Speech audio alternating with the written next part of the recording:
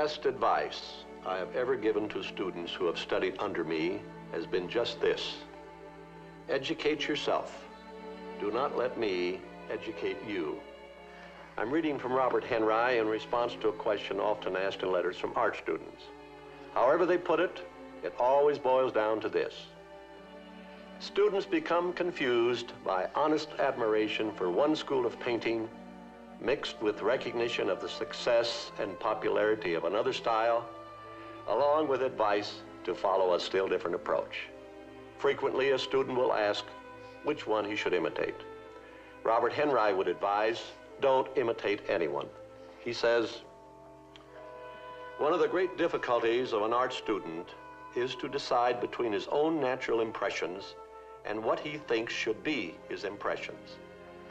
And at another page, go forward with what you have to say, expressing things as you see them.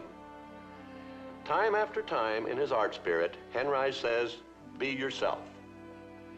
Here at the studio, we have many artists who have achieved national reputation as painters, in addition to their accomplishments in the field of animation. These men know the value of Henry's advice to be yourself. I'd like you to meet 4 of them and see how they put this rule into practice. Here is Mark Davis. He is one of our top-flight character animators. I am working on our feature-length cartoon, Sleeping Beauty. These are drawings of the leading character, Princess Aurora. Now, back at the time when we were starting to animate Sleeping Beauty, one of my duties as a supervising animator was to determine how the princess would be drawn. This involved combining the best features and suggestions of the many artists who worked on this character. Now, making an animated film is a cooperative effort. Each artist must be prepared to modify his own pet ideas in order to achieve the best possible solution to the problem. No one has things entirely his own way, but in the end, the result is better than any one of us could have achieved alone. This was not a simple matter of picking out the best-looking drawing. The object was to arrive at the drawing that would look best in motion.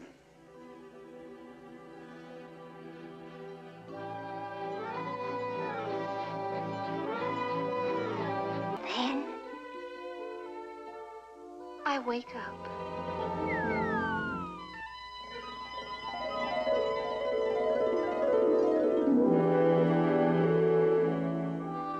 The appearance of the princess, as finally agreed upon, was worked out on a model sheet which all of the artists followed in their animation. This is Joshua Metter. He is a supervising effects animator here at the studio.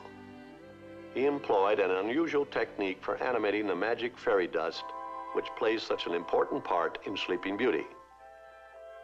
This fully rendered drawing represents one of the scenes in Sleeping Beauty. I am now adding the fairy dust, which the 3 fairies use all through the picture to perform their magic.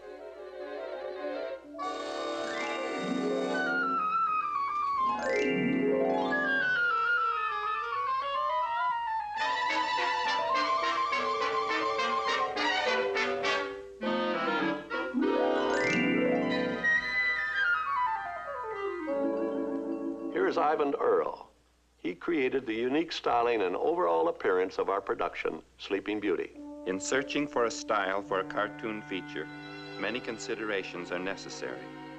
For one thing, it must be more than merely pleasing to the eye.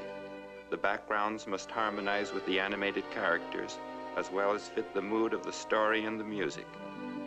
Sleeping Beauty is a fairy tale that is supposed to have taken place long, long ago.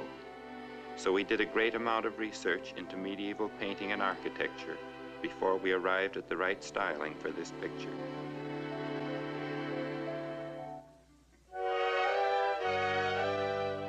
This is Walt Paragoy, who is an artist with a very distinctive style of his own, which is entirely different from Ivan's. But I had to forego my normal manner of painting because all the scenes of an animated film must be kept consistent in appearance. So like all the other background artists, I looked to Ivan to help me keep my background paintings in line with the established style of the picture.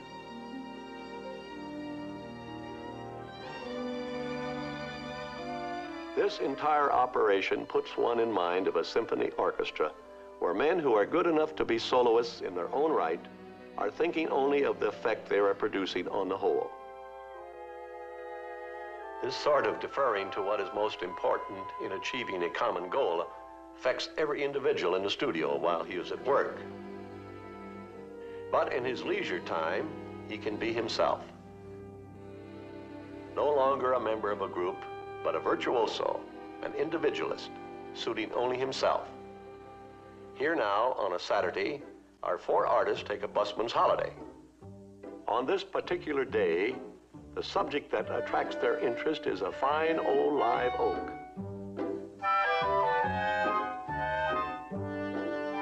You'll notice that even in the operation of setting up, there is an individual approach.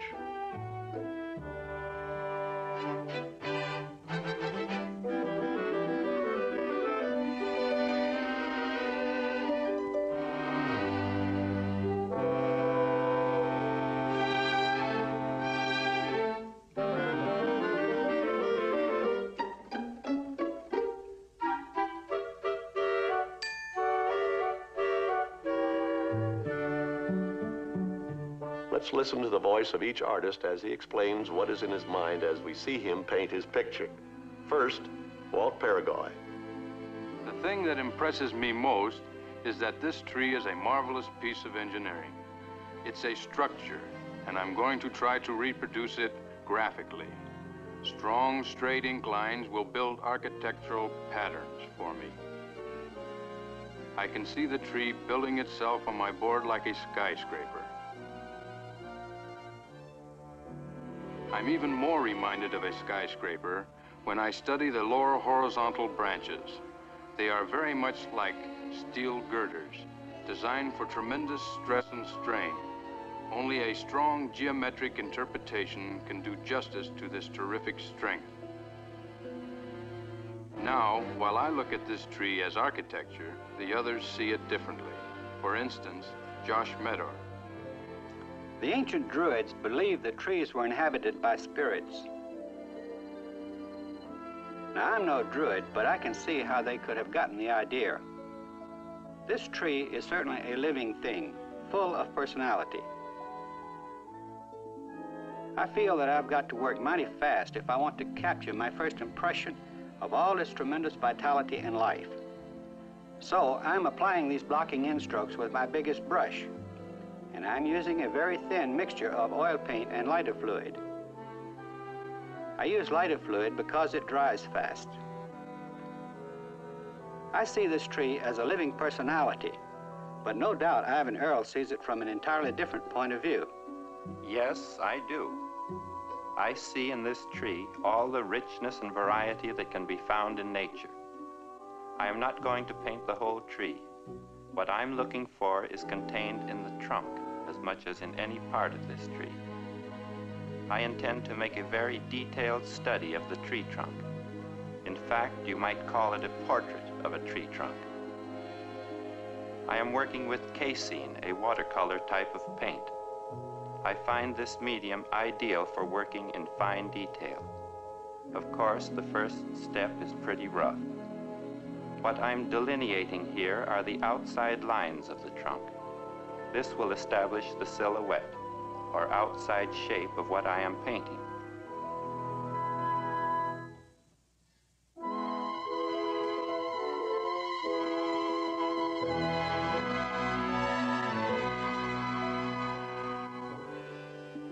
While I am primarily interested in the trunk, undoubtedly Mark Davis is interested in other aspects of this tree.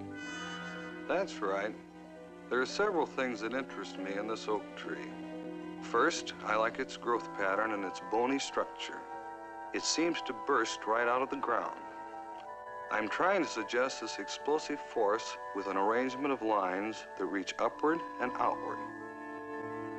I'm doing this preliminary drawing with charcoal, and I'm working on light gray paper. Speaking of working methods, Josh is now at a point of doing something that's kind of interesting. Here I've gotten to the point where I have roughed in the main areas of the tree. And now I'm going to leave off using my brushes. From here on in, I'm going to apply the paint with one of my palette knives. These knives are generally used for scraping paint off the palette, but I think they're fine for applying the paint to the canvas.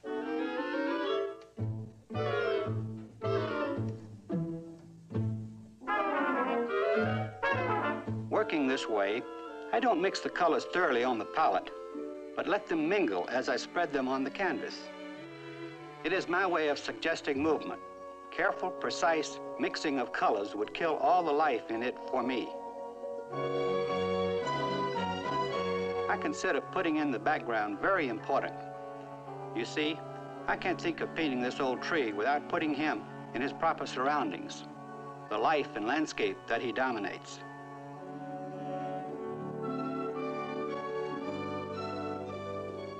Another thing that is interesting to me about this tree is its three-dimensional quality. To bring this out, I'm painting these branches in black.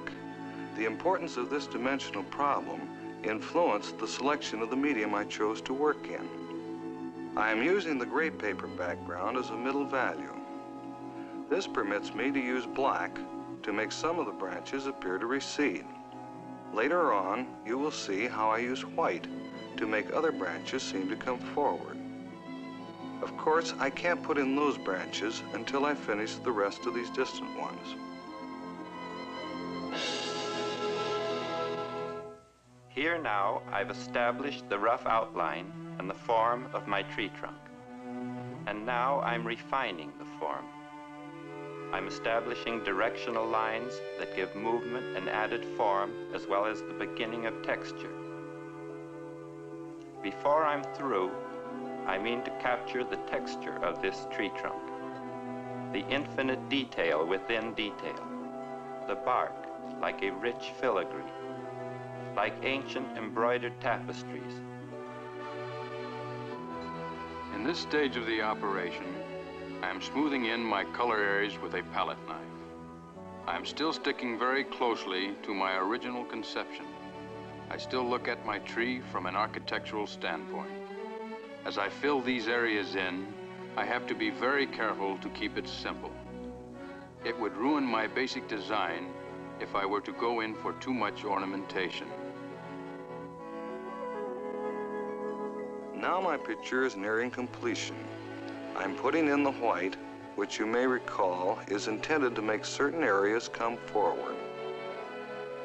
However, the mere ability to move elements either forward or backward in the picture plane is not enough. There must be good design. Consequently, I have been very selective about which branches I have chosen to make important, or subdue, or eliminate entirely. What I'm trying to do is to take what nature has put before me and reorganize it into its most decorative aspect. Of course, each one of us is actually doing that, but in a different manner. And now I'm at the point I enjoy the most, that of creating on the surface of my painting, to the ultimate of my capacity, the rich, gnarled, worm-eaten, lichen-covered surface of the twisted, massive trunk.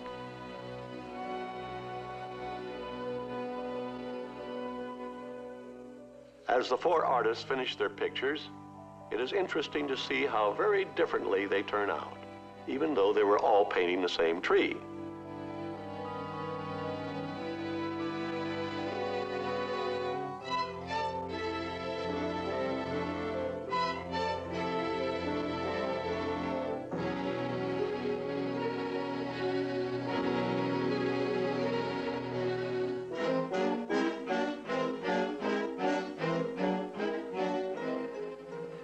Each of these artists is right according to his own ideas.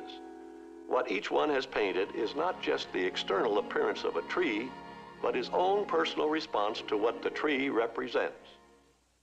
In short, the whole idea of a tree.